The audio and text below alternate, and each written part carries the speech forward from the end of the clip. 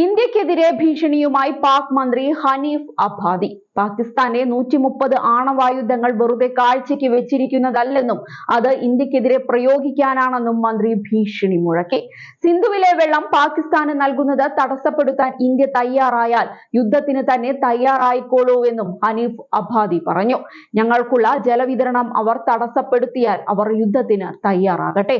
ഞങ്ങൾക്കുള്ള സൈനിക ഉപകരണങ്ങളും മിസൈലുകളും ഒന്നും വെറുതെ കാഴ്ചയ്ക്ക് വെച്ചിരിക്കുന്നതല്ല. ഞങ്ങളുടെ ആണവായുധങ്ങൾ രാജ്യത്ത് എവിടെയാണ് സൂക്ഷിച്ചിരിക്കുന്നതെന്ന് ആർക്കും അറിയില്ല. ഞാൻ ഒരിക്കൽ കൂടി പറയുകയാണ്, ഈ ബാലിസ്റ്റിക് മിസൈലുകളെല്ലാം നിങ്ങളെ ലക്ഷ്യം വെച്ചുള്ളതാണെന്ന് അബ്ബാദി തുറന്നടിച്ചു. സിന്ധു നദീജല കരാർ റദ്ദാക്കാനുള്ള ഇന്ത്യയുടെ നടപടിയുടെ ഫലം അവർ അനുഭവിക്കാനിരിക്കുന്നതേയുള്ളൂവെന്നും അബ്ബാദി പരിഹസിച്ചു. പാകിസ്ഥാൻ വ്യോമപാത അടച്ചപ്പോൾ തന്നെ അവർ പ്രതിസന്ധി നേരിട്ട് കാണും.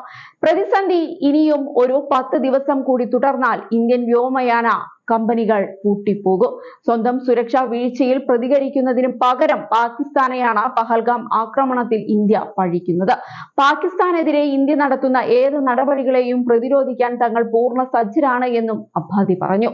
പഹൽഗാം ആക്രമണത്തിൽ പാകിസ്ഥാനെതിരെ കടുത്ത നടപടിയുമായി മുന്നോട്ട് പോവുകയാണ് ഇന്ത്യ. സിന്ധു നദീജല കരാർ മരവിപ്പിച്ചതടക്കമുള്ള നടപടികളാണ് ഇന്ത്യ കൈക്കൊണ്ടത്.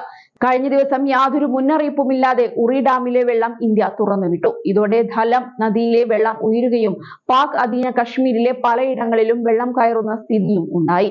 അതേസമയം ഇന്ത്യയുടെ നടപടിയിൽ വലിയ പ്രകോപനമാണ് പാകിസ്ഥാൻ നടത്തുന്നത്.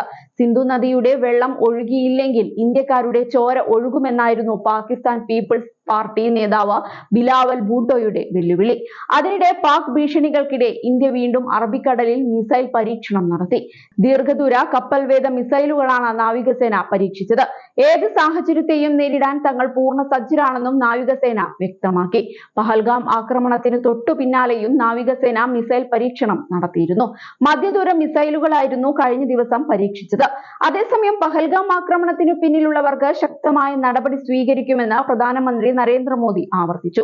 കൊല്ലപ്പെട്ടവരുടെ കുടുംബങ്ങൾക്ക് ഞാൻ ഉറപ്പു നൽകുന്നു, നിങ്ങൾക്ക് നീതി ലഭിക്കും. ഈ ഭീകരാക്രമണത്തിന് പിന്നിലുള്ളവർക്ക് ഏറ്റവും ശക്തമായ തിരിച്ചടി തന്നെ നൽകും. കശ്മീരിനെ നശിപ്പിക്കാൻ വേണ്ടി തീവ്രവാദികളും അവരുടെ തലവന്മാരും ഗൂഢാലോചന നടത്തി. ഭീകരാക്രമണത്തിന് എതിരായ ഈ യുദ്ധത്തിൽ 140 കോടി ഇന്ത്യക്കാരും ഒറ്റക്കെട്ടായി നിൽക്കുന്നതാണ് അതിന്റെ ശക്തിയെന്നും മൻ കി ബാത്തിൽ മോദി പറയുകയുണ്ടായി. പ്രതിസന്ധിയുടെ സമയത്ത് എല്ലാവരും ഒറ്റക്കെട്ടായി നിൽക്കണമെന്ന അഭ്യർത്ഥനയുമായാണ് പ്രധാനമന്ത്രി നരേന്ദ്രമോദി എത്തിയത്. പഹൽഗാം ഭീകരാക്രമണത്തെ കുറിച്ച് ഓർക്കുമ്പോൾ ഓരോ ഇന്ത്യക്കാരുടെയും രക്തം തിളയ്ക്കുന്നുണ്ടെന്ന് തനിക്ക് മനസ്സിലാക്കാനാകുമെന്നും മോദി പറഞ്ഞു.